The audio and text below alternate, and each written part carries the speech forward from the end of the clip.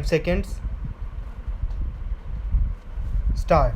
Mr. Vice Chairman, sir, after having heard the honorable member and the ghastly picture that he has given of the working conditions in the coal mines and the conditions of the mine workers, one is convinced that if there is any time when such a legislation should have been thought of, it is really the present time. Stop. Sir, if I lay any stress on coal as the source of energy, I would be rather explaining the reasons. Stop. There is no need on my part to say that in this country there is only source of energy on which we can depend entirely, and the scientists all over the world, especially in those countries where the coal mines are located, have come to the conclusion that this is the most dependable source of energy. Stop. The salient features of this bill have been pointed out by the Honorable Minister in his opening remarks. Stop. First comes development or the planning. Stop. Actually, there are three phases which take place whenever we want to think of development of a mine. Stop. First is the exploration, second planning, and third mining. Stop. Processing of the mineral, transportation, and the rest of the things are secondary. Stop. First, we make a complete survey of the mineral resources and we know what is the geological phenomena of the ore body. Stop. Next comes planning. Stop. How are we going to take planning? In planning, we have to see how economical we can be in mining the mines. Stop. There we come to the third phase, which is mining itself. Stop. All these things have to be done very carefully. Stop. It is a matter of regret that in India, where the mineral resources are so much and so vast and so expensive, our technology and our expertise in this behalf is not up to the mark. Stop. It is unfortunate that we follow unscientific system. Stop.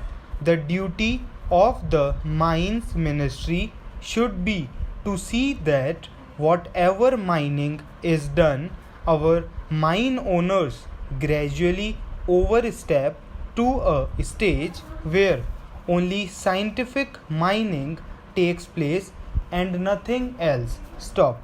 Sir, the second feature of this bill is that an excise duty is being levied which shall not exceed rupees 20 per ton. As it is, we have now an excise duty on different grades of coal. Stop. Now we are likely to have about 90 million tons of coal during this year. Stop. Now, granting that the least excise levy that we may have this year is about rupees 4 or so, the whole amount comes to about rupees 36 crores, which we will be getting just from this source only. Stop. The question is how this amount is going to be spent. Stop. In clause 9 of the bill, different items have been shown on which this sum has to be spent. Stop. I was wondering as to why, when we speak of development of mines and the technological research and all that, this bill is the silent over the conditions of the workers. Stop. The excise duty is not spent for workers. Stop. Para. Then, sir, I have to come to the third point. Stop. It is about the abolition of the board. Stop. You do not seem to feel the necessity of continuing this board at all. Stop. Under the Act, all the powers, the rights, the control of the mines, etc., vest with the government. Stop. When this board is done away with, which is the authority which is going to manage these mines? Was it proper on the part of the government not to name another agency through which these mines were to be managed? Sir, this is a point on which I would like to be clarified by the Honorable Minister, because I feel that when the board is abolished, which till now wielded certain powers in regard to the development of the mines and the utilization of the mines, etc. Stop. There must be some other agencies. Stop.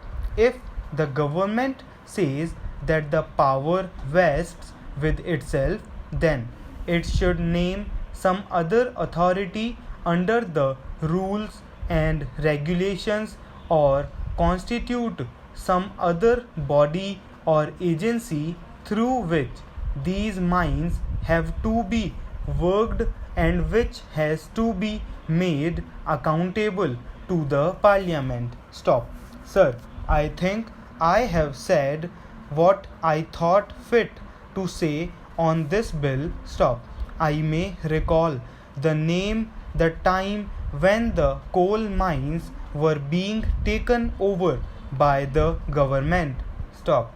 At the time, the late minister told this house that coal is a commodity which stains the hands of the persons who deal in it, and it was good for the country that there should not be left any person who should stain his hands with this commodity. Stop.